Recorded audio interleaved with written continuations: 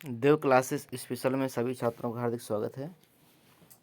देव classes special online क्लासों के माध्यम से आप सभी छात्रों को, पूरे भारत में जितने भी बच्चे कक्षा 10वीं में पढ़ रहे हैं और जितने के पास भी एनसीईआरटी का पैटर्न है, ये वीडियो उन सभी बच्चों के लिए महत्वपूर्ण है। इसमें आपको कम से कम 10 वर्षों के हम लोग अनसोल्ड पेपर आपको देंगे और जिस बच्चे ने भी ये पूरा हल कर लिया या पूरे अनसोल्ड पेपरों को देख लेता है, गारंटी है एक एक प्रश्न उसका इन्हीं के अंतर्गत से आएगा और परीक्षाओं में 100% का स्कोर करके ला सकते हैं। ये हमारा तीसरा सेट है फिजिक्स का। अनसोल्ड का नंबर है तीसरा, आपका 2020 का तीसरा सेट है। इसमें पहला प्रश्न है आपका 1.5 वोल्ट विद्युत वाहक बल के सेल का आंतरिक प्रतिरोध 3 ओम है, तो सेल से प्राप्त धारा का अधिकतम मान क्या होगा। 4 विकल्प दिए होते हैं आपके पास। उत्तर देने के 2 तरीके हैं। पहला तरीका है, बड़ा आसान सा है, पेन उठाइए, किसी भी ऑप्शन को टिक कर दीजिए, इसे कहते हैं तुक्का। और दूसरा तरीका है कि आपको प्रॉपर जानकारी हो ताकि आप एक सही उत्तर दे सकें और अच्छा स्कोर पा सकें।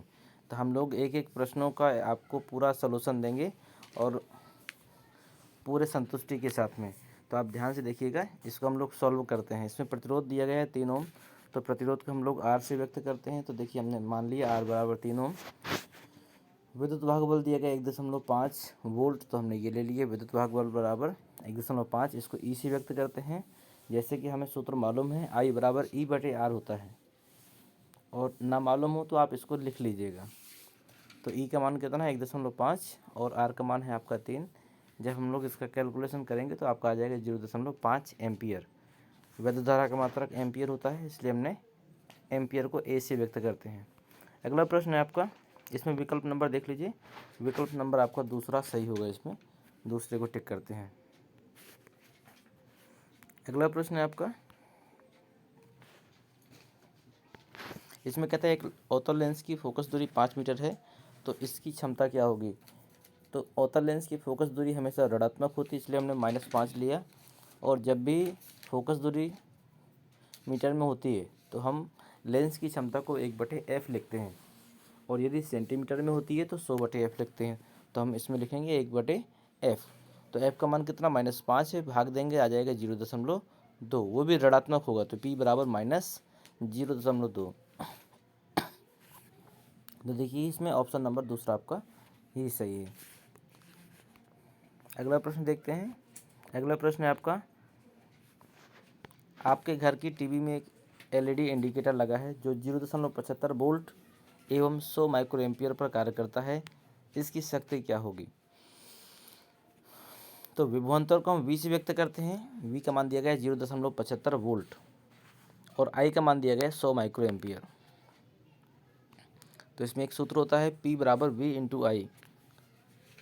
इस प्रकार हम शक्ति बराबर वोल्ट गुणे धारा भी लिख सकते हैं। V का मान दिया गया 0.75 गुणे आई का मान दिया गया 100 माइक्रो एम्पियर।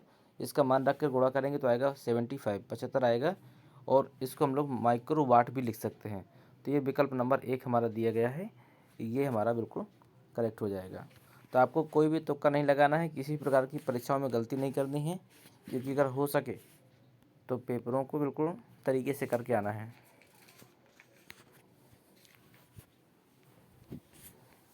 प्रकाश का वेग निम्न में से किस माध्यम में सबसे अधिक होता है।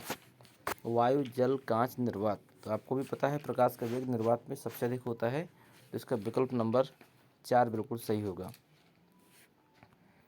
अगला है आपका, एक छात्र एक श्यामपट्ट में लिखे अक्षरों को ठीक से नहीं पढ़ पा रहा है या देख पा रहा है, तो इसकी आँख में कौन सा दोष होगा और इसको कैसे दूर किया जा सकता है।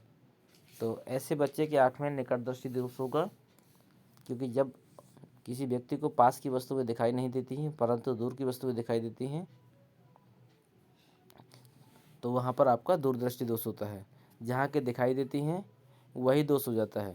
तो इस बच्चे को निकट के नहीं दिखाई दे रही है, इसलिए इसमें किस दोष को मानेंगे, निकट दृष्टि दोष होगा। चश्मे में अवतल लेंस का प्रयोग करके उसे दूर किया जा सकता है। अगला है आपका, कोहरे के समय वाहनों में सोडियम प्रकाश क्यों वांछित होता है।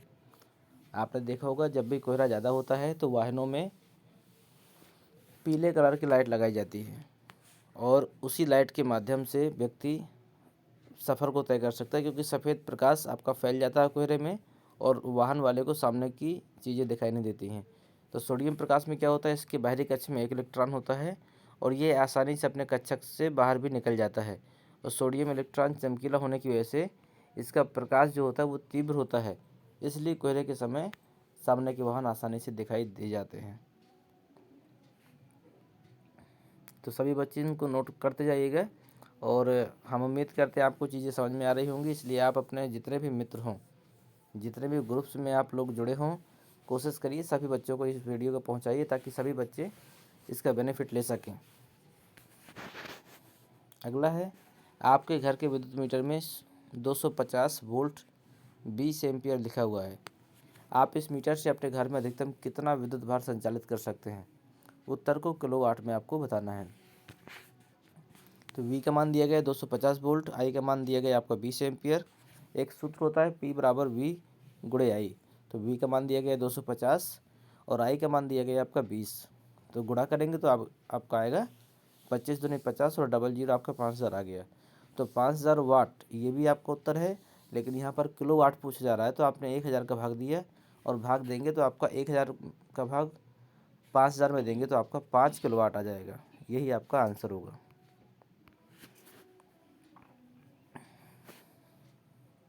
अगला प्रश्न आपका इम्पोर्टेंट है, कई बार पूछा गया सेटों में। इस प्रश्न में दिया गया एक अवतल दर्पण से फोकस तथा वक्रता केंद्र के बीच स्थित वस्तु के प्रतिबिंब का किरण आरेख बनाइए तथा प्रतिबिंब की प्रकृति एवं उसका आकार बताइए।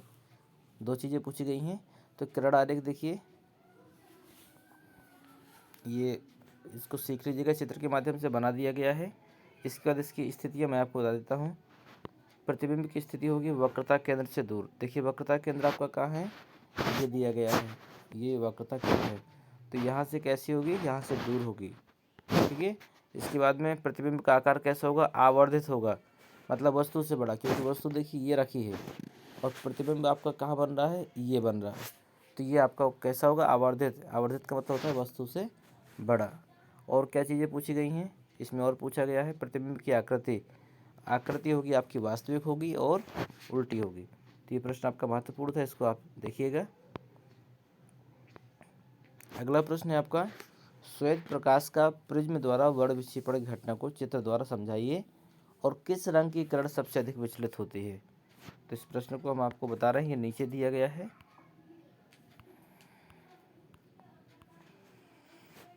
ये देखिए ये प्रश्न है, ये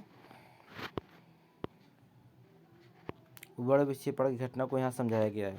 तो देखिए जब भी कोई प्रिज्म से होकर किरण को गुजारा जाता है तो किरण सामने वाले पर्दे में 7 रंगों में विभाजित हो जाती है, जिसमें सबसे नीचे आपका बैंगनी रंग, फिर नीला, फिर आसमानी, हरा, पीला, नारंगी, लाल। इस प्रकार इसका चित्र हो जाता है। और इसके अतिरिक्त तो कुछ चीज़ें और भी पूछा गया था, किसका विचलन सबसे कम या अधिक होता है। तो इसमें क्रम दिए गए हैं, ऊपर से नीचे की ओर होता है लाल, नारंगी, पीला, हरा, आसमानी, नीला और बैंगनी। लेकिन विचलन पूछा जाए तो लाल रंग का विचलन सबसे कम होता है और बैंगनी रंग का विचलन सबसे अधिक होता है। ये आपका तीसरे का आंसर था। ये दिया हुआ प्रश्न था आपका तीसरे का नंबर। इसमें दिया गया था किस रंग की किरण सबसे अधिक विचलित होती है। तो बैंगनी रंग की किरण सबसे अधिक विचलित होती है और लाल रंग की किरण सबसे कम विचलित होती है। अगला प्रश्न है आपका 3 का नंबर। इसमें कहता है निम्न परिपथ में प्रवाहित होने वाली धारा का मान ज्ञात कीजिए तथा सेल के सिरों के बीच वोल्टता का मान भी बताना है आपको। तो यहाँ पर देखिएगा ये 2 एम्पियर, 2 ओम तथा 3 ओम, ये दोनों आपका एक ही लाइन पर है, या फिर ऐसा कह सकते हो जब किसी एक प्रतिरोध का दूसरा सिरा दूसरे प्रतिरोध के पहले सिरे से जुड़ा हो तो ये आपका श्रेणी क्रम हो जाता है। और श्रेणी क्रम में प्रतिरोधों को आमने सामने जोड़ दिया जाता है। तो 2 और 3 कितने हो गए, 5 हो गए, ठीक है। तो ये 5 ओम और 10 ओम, 5 ओम, ये कौन कौन से 5 ओम, ये दोनों को मिला देंगे तो हम 5 ओम बन जाएगा। ये दोनों को मिलाकर 5 ओम बन गया। और 10 ओम और 10 ओम, ये तीनों प्रतिरोध एक दूसरे के साथ में समांतर क्रम में व्यवस्थित होंगे। जब समांतर क्रम में व्यवस्थित होते हैं तो उनका सूत्र आपका बदल जाएगा। समांतर क्रम का सूत्र होता है आपका 1/r equal to 1/r1 plus 1/r2 plus 1/r3। इसको हम लोग सॉल्व करेंगे मान रख के, तो देखिए हमारा आता है 2.5। इसके बाद में एक प्रतिरोध और दिया गया है, ये देखिए दिया गया है, ये कितना है 0.5 ओम। तो ये प्रतिरोध की जो प्रकृति हो जाएगी इनके साथ में, ये प्रतिरोध की प्रकृति हो जाएगी श्रेणी क्रम की। तो श्रेणी क्रम में हम पुनः क्या करते हैं, जितना भी हमारा आया हुआ है, कितना आया था 3.5 आया था, इसमें हम 0.5 को जोड़ेंगे तो कितना आ जाएगा 4 ओम आ जाएगा। ये आपका कुल प्रतिरोध आ गया। अब हमें धारा निकालनी थी। धारा का सूत्र होता है E/R, I बराबर E/R। तो R की जगह पे हम capital R plus small r रखेंगे। तो कैपिटल R का मान आया था 3.5 और एक प्रतिरोध को और जोड़ा गया था तो आया था 0.5। तो ये आपका हो जाएगा 12/4। तो जब भाग देंगे तो हमारा कितना आ जाएगा 3 एम्पियर की धारा प्रवाहित होगी। अब हमें सेल के सिरों के बीच विभवांतर भी निकालना है कि V का मान कितना है। तो V बराबर होता है I इंटू R। तो I का मान कितना आया आपका, I का मान आ गया 3 और R का मान कितना आया था आपका 3.5। जब गुणा करेंगे हम तो 10.5 वोल्ट आ जाएगा आपका। ये आपका आंसर है।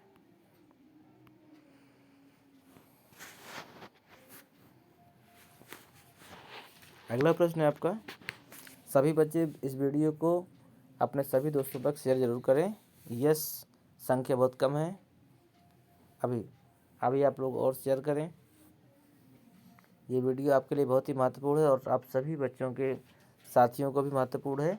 तो आप सभी लोगों को शेयर करें ताकि सभी लोग इसका बेनिफिट ले सकें। यस यस, अभी और संख्या भी कम है। चलिए देखते हैं।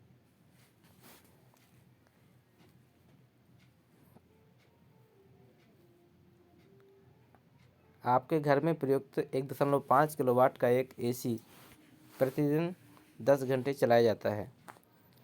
प्रतिमाह मतलब एक महीने में 30 दिन होते हैं। प्रतिमाह खर्च होने वाले विद्युत ऊर्जा का मूल्य ज्ञात कीजिए यदि यूनिट का मूल्य कितना है 7 रुपये हो। तो P का मान दिया गया 1.5 किलोवाट और प्रतिदिन की शक्ति कितनी है 1.5 गुणे 10। 10 कैसे आ गया, मैं दिखा देता हूँ आपको। 10 घंटे तक डेली चलाया जाता है AC। तो P बराबर कितना हो जाएगा 1.5 गुणे 10। तो आपका हो जाएगा इस प्रकार 30 दिन की निकालनी है तो इसी में आप 30 का गुणा कर दीजिए तो आपका आएगा 450 किलोवाट प्रति घंटा। इसके बाद में 1 यूनिट का मूल्य निकालना। 1 यूनिट का मूल्य आपका दिया हुआ है 7 रुपये है। तो 1 यूनिट में कितने किलोवाट होते हैं, 1 यूनिट में होते हैं आपके 1 किलोवाट। और ये कितने रुपए के बराबर दिया गया है 7 रुपये के बराबर दिया है। मतलब कि 1 यूनिट जब खर्च होगा तो हमारा 7 रुपये का खर्च बैठता है। तो हमने 450 गुणे 7 कर दिया तो आपका कितना आ गया 3150। 450 क्यों किया, क्योंकि ये 30 दिन में कुल 450 यूनिट बिजली खर्च हुई। तो इसमें हम 7 का गुणा कर देंगे तो 3150 हमारा आंसर आ जाएगा। अगला प्रश्न देखिए हमारा, ये दीर्घोत्तरी है। कहता है प्रतिवर्ती धारा एवं दिष्ट धारा में अंतर ज्ञात कीजिए। तो इसको हमने एक अलग से PDF रखी इसकी।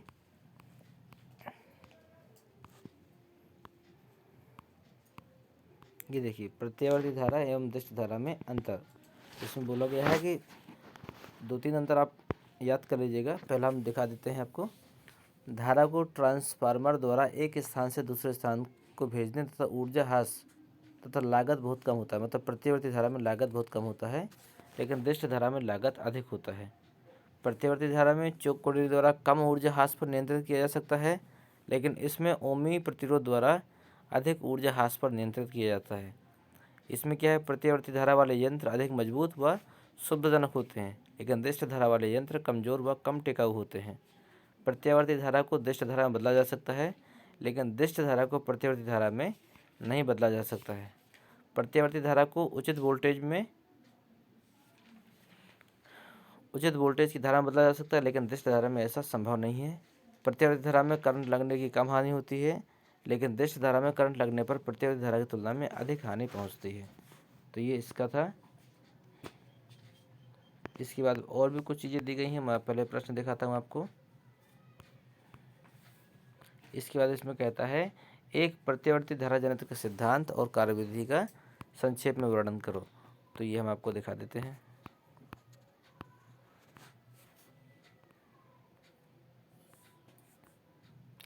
प्रत्यावर्ती धारा परिपथ को ही विद्युत मोटर हम लोग कहते हैं। तो इसको देख लीजिएगा। विद्युत मोटर एक ऐसा यंत्र है जो विद्युत ऊर्जा को यांत्रिक ऊर्जा में परिवर्तित करता है। इसका सिद्धांत क्या है? जब किसी कुंडली को चुंबकीय क्षेत्र में रखकर उसमें धारा प्रवाहित की जाती है तो कुंडली पर एक बलयुग्म कार्य करता है। यही बलयुग्म उसकी अक्ष पर घुमाने का प्रयास करता है। यदि कुंडली अक्ष पर घूमने के लिए स्वतंत्र हो तो वह कैसी क्या होती है? घूमने भी लगती है। इसमें कुछ भाग होते हैं। नंबर 1 आर्मेचर होता है। अभी मैं इसका चित्र भी दिखाऊंगा आपको। ये आर्मेचर का काम क्या? अनेक फेरों वाली एक आयताकार कुंडली होती है जो कच्चे लोहे के क्रोड पर पृथककृत मतलब अलग अलग तांबे के तार से लपेटकर बनाई जाती है। एक क्षेत्र चुंबक होता है। ये एक शक्तिशाली स्थायी चुंबक होता है जिसके ध्रुवखंड N व S मतलब दोनों ध्रुव होते हैं। इस चुंबक के ध्रुवों के बीच उत्पन्न चुंबकीय क्षेत्र में आर्मेचर कुंडली घूमती है। ये आपका क्षेत्र है, देखिए। ये आपका सबसे आगे विभक्त वलय है। यहीं पर बुश है, आर्मेचर है, क्षेत्र चुंबक है। यही सारी चीज़ें दी गई हैं। अगला इसमें दिया गया विभक्त वलय। यह 2 अर्ध वृत्ताकार वलयों या 2 खंडों में विभाजित होता है। देखिए आगे सबसे यही दिया गया है। एक वलय जो होता है वो एक रिंग के रूप में होता है, गोलाई लेयर होता है और आर्मेचर की कुंडली की इन 2 अलग अलग वलयों से जुड़े होते हैं।